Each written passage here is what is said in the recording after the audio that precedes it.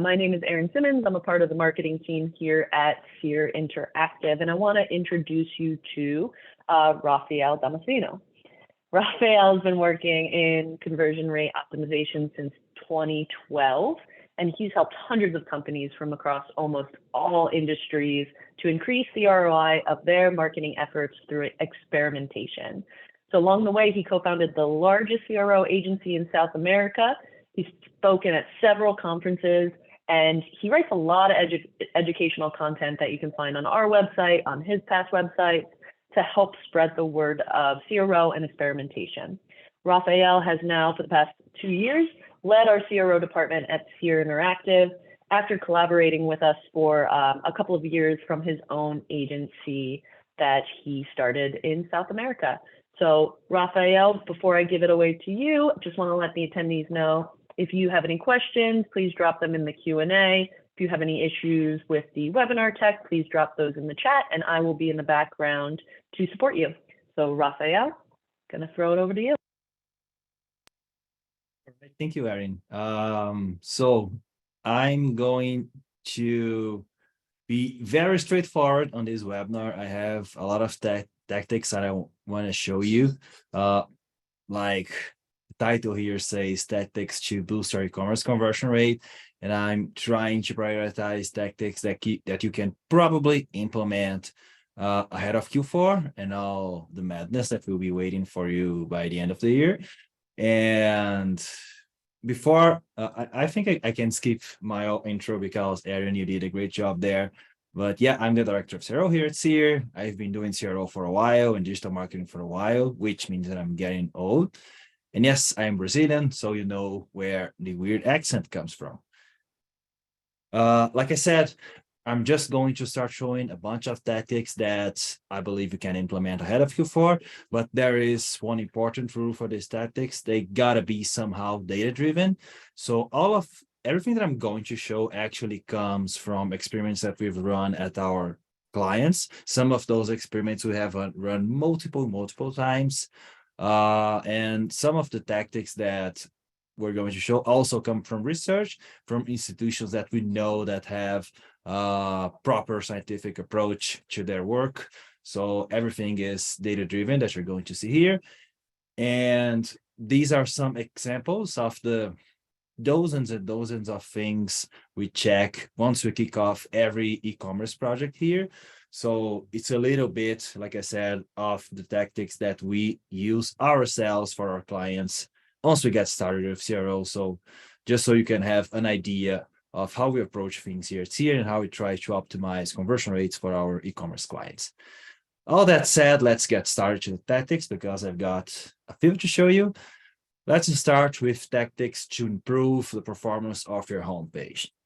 So the first one, and that's a very common thing, but also very harmful, banners, carousel banners. I mean, when you have this classic setup like this one you're seeing here, where most of your first fold is taken by a banner, or even worse, a carousel banner, or even worse, a carousel banners that automatically changes the banners on it, like this one.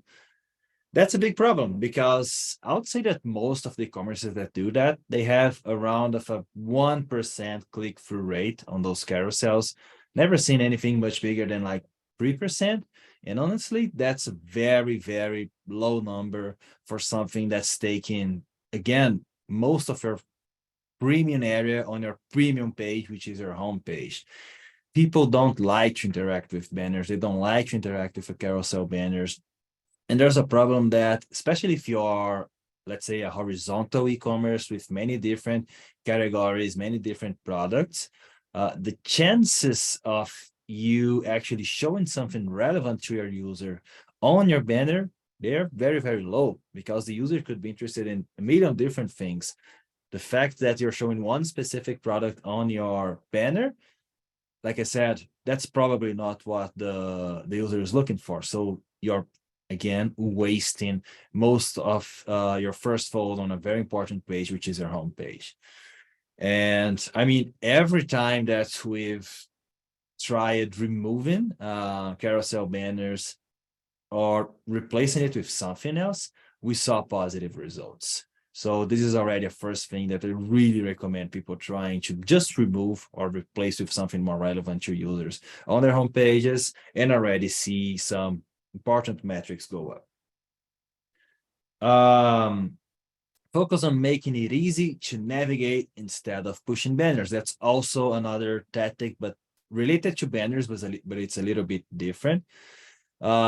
Users, they will decide if they will stay or not on your website in just a few seconds. That's the first thing that's the first thing users try to do when they land on a website, is deciding if they should stay or not. So your first conversion you have to get is to convince users to stay. It's not to sell anything yet.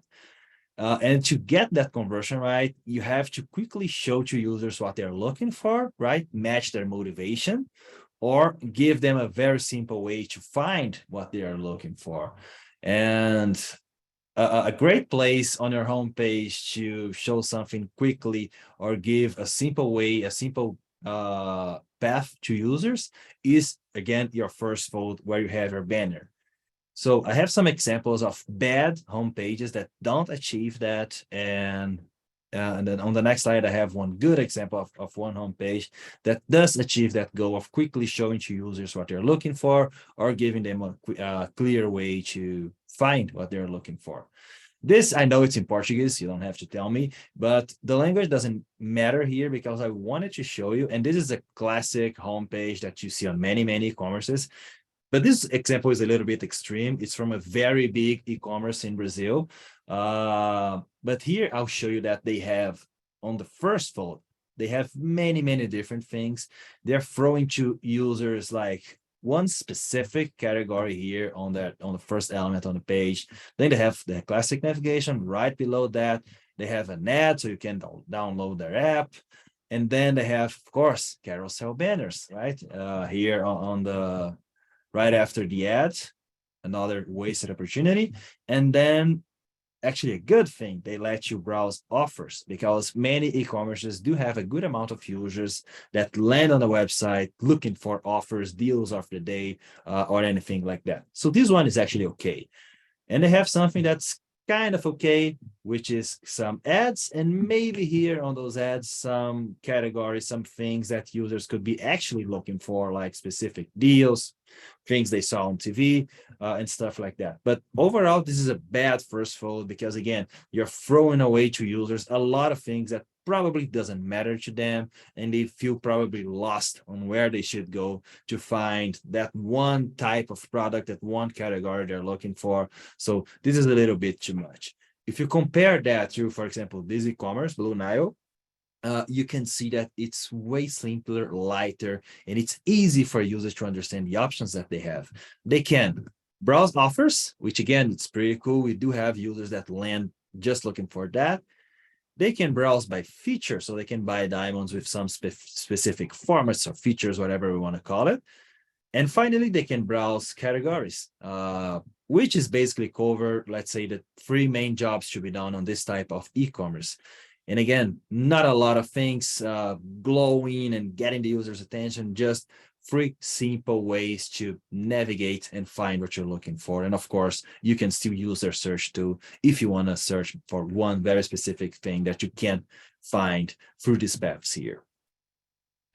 Another tip, consider personalizing the home by location. I mean, it's always good for basically any kind of industry to make it clear that you do have some local relevance for the user, that you operate where the user is. But for some types of businesses, it's even more important. For example, for Simple Tire, and I think that they do a great job on their homepage with that. You land on a homepage and all you see is a headline saying that, hey, you can replace tires in whatever city you are. And it's interesting because if there's a mistake and you're not in Miami, you can just click the name here and change it to whatever location you want. And that's a very clever way to tell users that I do replace tires and I can replace tires where you are. It's on the headline, it's on the first fold. It's literally the only thing on the first fold with a search tool where you can start your journey. So it's a very clever homepage, and that adds a lot of local relevance for a type of business where local relevance is really important, like replacing tires for in your cars. All right, next one. Tactics for your category page. So we covered some homepage tactics, and now I've got a few for categories. So first of all, create a category and or filter for what's new. I just said that usually e-commerces do get a good amount of visitors that land on the website, go to the website, especially returning visitors, of course, that go to the website to look for deals. A lot of e-commerces also have a good amount of visitors that go to the website to look for what's new, right? What's different on the website from the last time that they visited, or simply what's trending now. And we do have an example here from Patagonia Provisions, one of Patagonia's websites, where you can see that they do have on every category, on every page or search result, you can see the new arrivals. And again, that's a very smart filter. So whatever type of product the user is looking for, that user can filter that type of product only to see what's new. And again, that's pretty relevant because you might want to see what's new on that category related to what you already know that they have, to what you already saw in your last visit. So maybe you just want to see what's new. And again, maybe you're depending on the type of e-commerce, right? But you could be looking for what's trending right now, what's new for the season, if we're talking about clothes or anything like that. So typically having this option of filtering or just having literally an item, category item on your menu, on your navigation, where users could see what's new, that could positively impact the engagement and conversion rate and sales, especially for your new products that typically you want to sell a lot, right? Next one, make it easy to compare the products listed. I mean, the main reason, actually the main job to be done on a PLP, on a product list page, like this one from Zappos and other ones that you do have on your e-commerce for sure. The main job to be done on those types of pages is for users is to compare products and choose the one or the ones that seem to be relevant for what that user is looking for, right? So obviously, it's very important to make it easy for users to compare those products, right? They will compare and then they will choose the one or the ones that are more relevant to find more information, more details about them. And this page here on Zappos doesn't do a good job in helping users to make that comparison, right? Because here we're seeing a PLP with bags, and we want users to take a look at those bags and choose the ones that are relevant for them. But there's just not enough information for visitors to choose bag X instead of bag Y or bag Z, because we just have colors and prices. But when comparing bags, maybe I want to compare the materials. Maybe I'm interested in one specific material only, but I can't find information of the material here on the item listed on the PLP.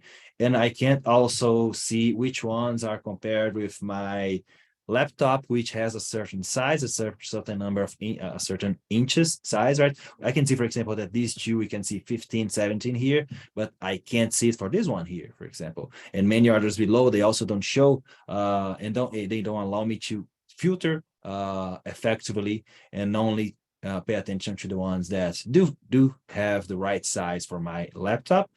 And I can't also compare weight. Maybe I'm willing to pay for the most expensive bag. If it is lighter than the other options that I have. So for many use cases, there's just nothing here that helps users compare and filter their options to really go forward with the ones that matter, that seems to be more relevant for them. And again, that's the main reason for PLPs to exist, to let people effectively compare the options they have available. And now a good example, and that's from IKEA. You can see that they not only have much more content about each product here, and this is sofa category, They do have the name, of course, price, rating, if it's available for delivery, if it's in stock where you are, if there's a warranty, the options, and this last one, if it's firm, medium firm, soft. I mean, each user will want a certain aspect here. And not only they do have this info that, again, helps people effectively compare and choose, but they also present this almost like a table. I don't know if you could notice that, but prices, names, availability, they are all kind of aligned. So this is almost like a table, making it much, much easier for you to see that, oh, this one here is the only one that isn't available for delivery right now. So I'm easily filtering down just by looking at the page, the ones that are available for delivery, or I mean, the ones that are firm, or whatever my objective is here. So presenting the content and presenting that content visually in a way that makes it easy for people to compare will probably increase the percentage of users that you have that land on, that go to one of your PLPs and actually proceed in their journey to the PDPs. That's very important to get right. All right, so the next one is boost the perceived value of the category. The most important thing on a category page is to let people filter and select. Yes, it is, but it's not the only thing that you can do on these types of pages. For example, here on the top, we can see that Bose on their, I think it's their noise concealing category, they do have a content that kind of boosts the perceived value, like I said, of the products listed there, saying how cool those phones are, how they are made, maybe they're UVPs, why they're better than the competition. That's a great way to, again, increase the perceived value that users have on those products. They will be more interested, they will be more persuaded to move forward, and probably in the end, your conversion rate will increase as well because of that. You do have many options to increase perceived value. That type of copy here is super effective. You could just have some nice testimonials and social proof like this. I think that's a wallet category on a website. Sorry, I can't remember the website right now, but you can see that they do have ratings. They do have some nice testimonials, and it's another way to add perceived value. There could be many other strategies that might make more sense for your business. But again, keep that in mind. What can you add to your PLP that will increase the perceived value and naturally persuade more people to move forward and check out those products that you're listing? All right. We went through category, and now we're going to talk a little bit about search results page, which do have a lot of similarity to the category pages. They are both POPs, but some things are specific to search results. This one actually works well for categories as well, but choose the right design. Basically, there are variations, of course, but you can choose between two types of layouts to list your products, right? You have the grid layout, like on the left, and you have the list layout, like on the right. And you should choose the one in the left when the photo is the most important thing when people are comparing your product. So the classic example would be clothes, right? When I'm comparing clothes, photos, the looks of the product are the most important thing to choose the ones that are more relevant. But if you have a category or a full e-commerce where actually features are more important, like here I have two AirPods that are visually very, very similar, right? Features are the ones that the things that really make a difference here.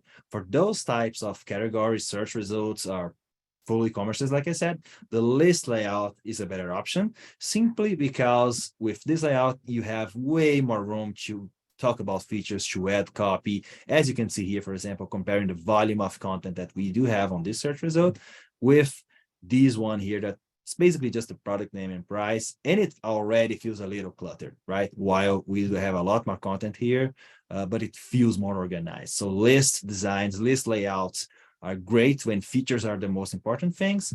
And on the other hand, grid layouts are usually better because you give more room to the photos, and photos like dominate your POP when you have this kind of layout here. All right, time for some water.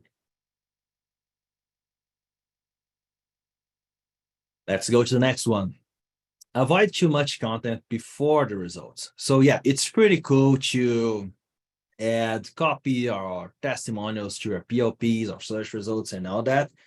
But especially on search results, take care to make sure that people won't get distracted or frustrated because you're adding too much content before actually showing the search results. Because think as the user, when you get to a search result page, you search for something. So naturally, your expectation is to see search results, right? And if you search for something and go to a search result page where you can't even see anywhere on the first fold any search result, that's frustrating. It will take some active interaction from users. In this case, scrolling down this page here from Simple Tire, they will actually have to scroll down to start seeing search results. That's frustrating, and that might be enough for some visitors to stop their navigation here and leave. And if we compare this, where we do have a lot of stuff before start showing the first result, if you compare this to, for example, Booking.com and Amazon, that I mean, those are not small companies. They do have a lot that they can say. They do have a lot that they could have added to their search result pages, but they don't do it, right? They just give you the basics, like very basic navigation and filtering, and they show you the results as soon as they can. You don't have to scroll down to start seeing some options, maybe some relevant results for you. So that's very, very important to make sure that, again, the main job to be done on the page is to actually see the results. So get to it as fast as you can. Doesn't mean that you can't add anything after the search results, even between some search results, but at least start showing results as soon as you can. Next one, avoid turning your no results page into a dead end, right? We don't want to create dead ends with users at any time, even after they buy something from us. We want to keep a relationship with them, right? So if you don't take care, your no results page will be a dead end for users. So try to keep things moving, even if users get to a page that's saying that there's no relevant result for them for what they're searching for. Some interesting things that Amazon does here that you could do for yourself, depending on your e-commerce, of course, is our suggested categories that could be relevant for that search. Maybe you don't have that product, or you couldn't find anything related to the user, to any product related to what the user searched, but maybe you can guess some categories that could be interesting for that user that could be related to that product. Alternative queries, like that's a classic one, but a lot of people don't do that. Maybe there's a typo, maybe there's something that it's easy to fix, maybe it's just a mistake, and when users see your suggested queries to replace that original one, that's more than enough to keep the conversation going and helping them see relevant results. And phone chat contact instructions, right? Maybe you don't have that exact thing, but talking to sales or whoever it is could help the conversation go, maybe suggest an alternative solution for the user, whatever, depends on our e-commerce, right? And finally, helpful links, right? Maybe there are some helpful links if there's nothing you can show to users at the moment. The important thing is to avoid that classic no results page where you say, I don't have anything, and that's all I have to tell you. Don't have anything that you're looking for, so go to your next e-commerce. We want to avoid that, right? All right, now let's talk about the heart of any e-commerce, the product pages, which are so important. First thing about product pages, always use thumbnails for photo galleries. By thumbnails, I mean like to make sure that everyone understand that small photo of the photo instead of like bullets or any creative artistic intervention here like this one. Actually, you simply use the photos in a small version and let people click those photos to see the bigger version here. Simply because when you have stuff like this bullet here, first of all, people could just not notice it. A lot of users for sure get to this page and don't notice that there is actually a photo gallery here.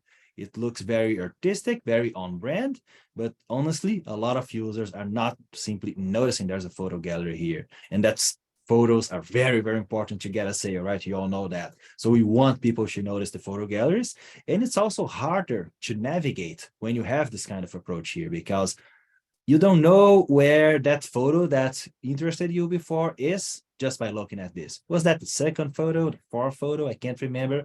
And you can't guess, right? Because those are just gray bullets. If those were thumbnails, you would just easily see the photo that got your attention before, click it and get back to it in a matter of a few seconds, a few milliseconds, whatever. But when it's just this stuff here, you have to click one by one until you find that one that you wanted to see again. So avoid any very creative approaches to those thumbnails and actually show the photos. That will be the best approach to help users and to make sure that they will notice where the gallery is.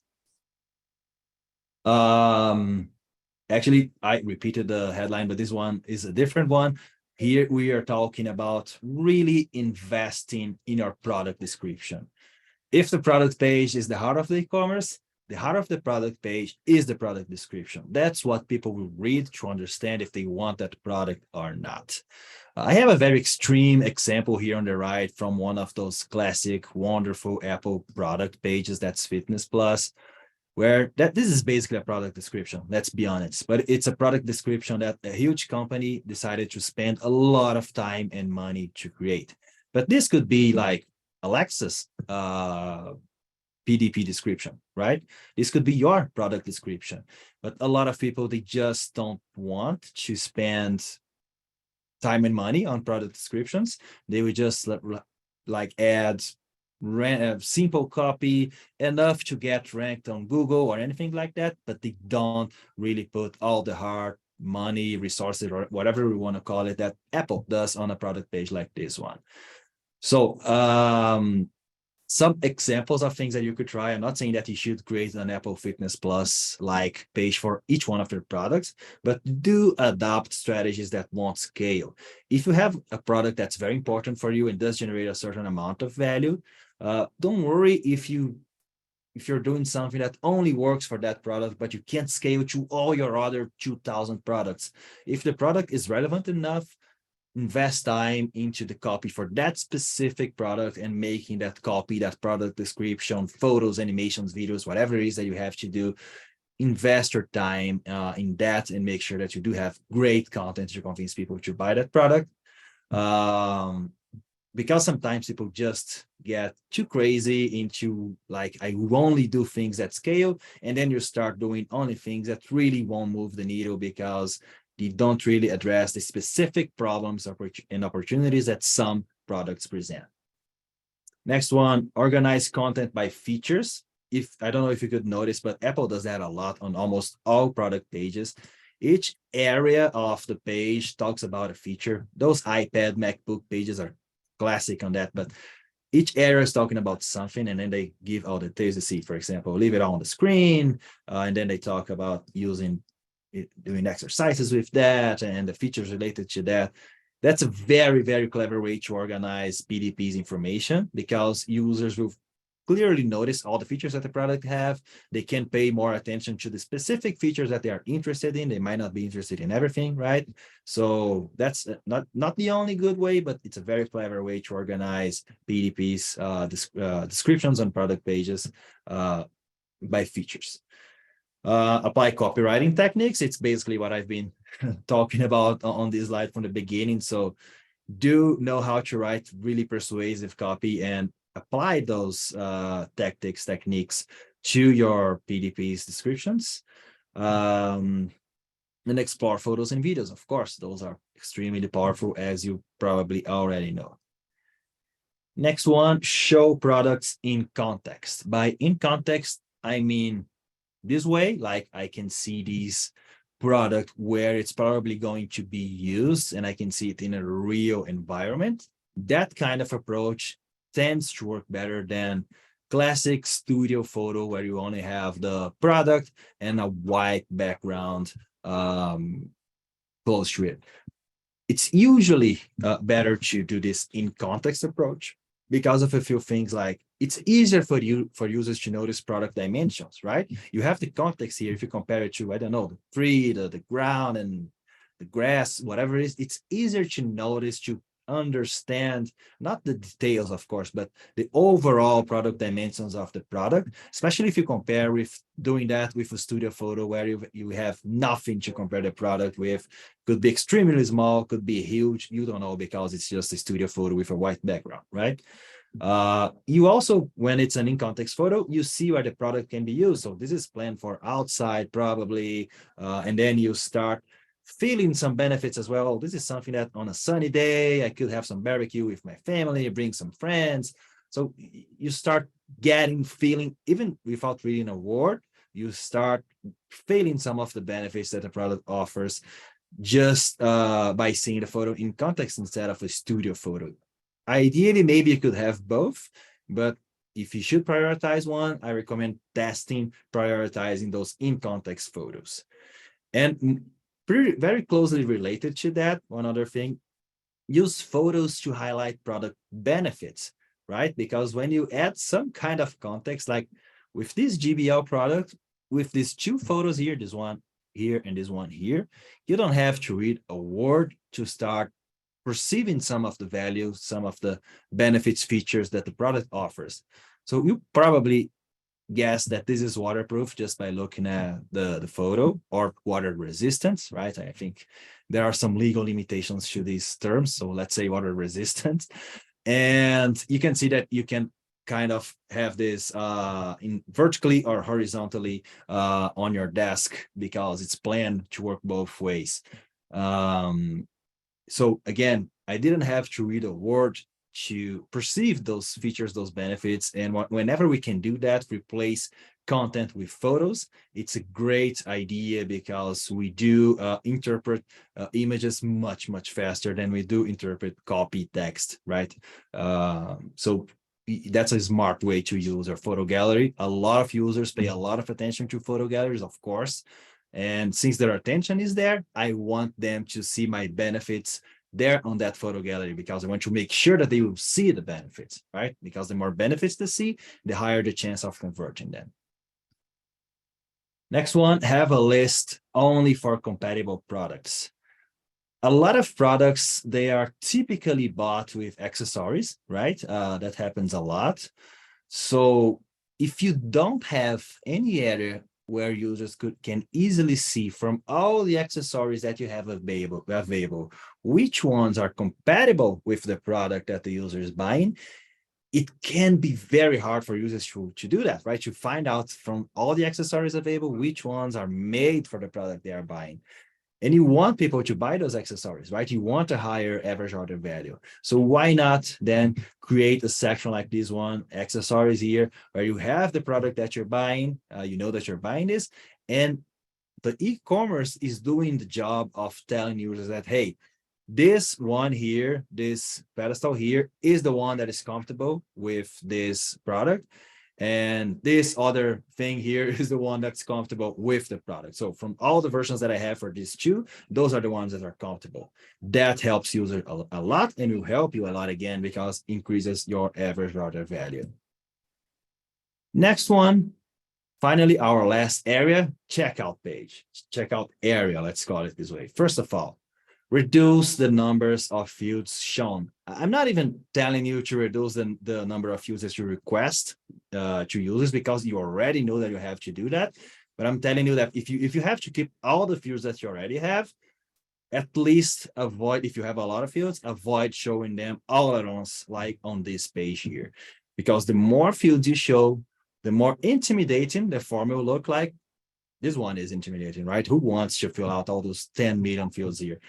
And because of that, the more users will think before starting to fill out the form. They will think, oh, do I really want to fill out all this information here right now? Maybe I can do that later, tomorrow, next week, and God knows when. So if you have to show them, try progressive disclosure, like with Patagonia here. They do ask for a bunch of information, but they start only with the email. All right, give me your email, and then we can talk after that about shipping, payment, but it's only one field to get started, the email.